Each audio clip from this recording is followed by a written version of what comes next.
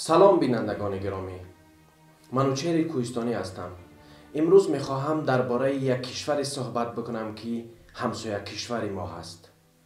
پس از اینکه میلیون ها اویغور را در تحت شکنجه گذاشت و هزارها نفر را هم میکشد، تمام دنیا دارد درباره این کشور صحبت میکند.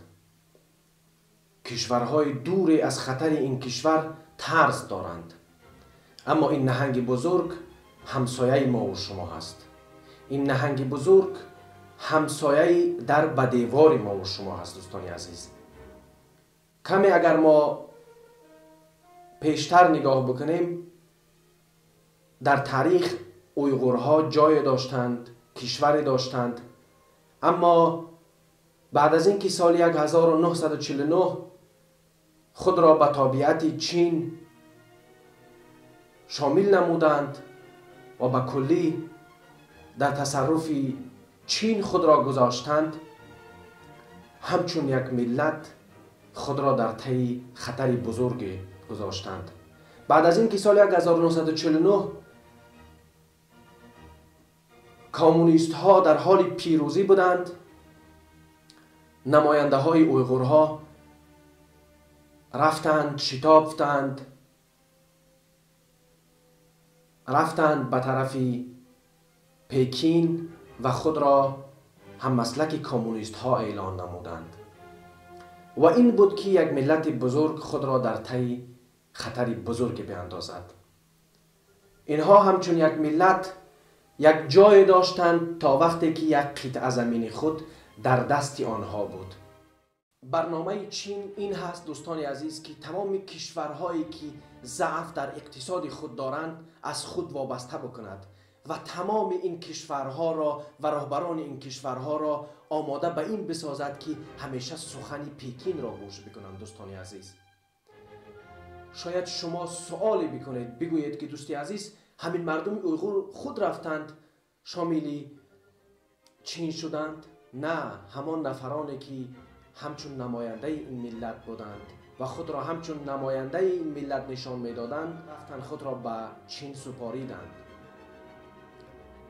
یک شانس خوبی داشتند اویغورها که در داخل چین نباشند، اما این شانس را از دست دادند. در دوام 40-50 سال اخیر که چینی ها مشغول به پیشبرد اقتصاد خود بودند، وقتی بود که اویغورها می توانستند سخنی بگویند و حداقل یک جای، یک مناطق خود مختاری در حقیقت خود مختار داشته باشند. تمام دنیا در حال فکر و اندیشه است آیا چین به کجا می رسد؟ اگر به گفته حزب کمونیست چین باور بکنیم، تا سال 2050 چین بزرگترین ارتش را در روی جهان خواهد داشت، یعنی با قوتترین. امروز رقابت چین و امریکا در جای رسیدند که اینها قوه‌های برابر شدند و تمام مردم جهان هم در فکر آن هستند که آیا در آینده چی می شده باشد.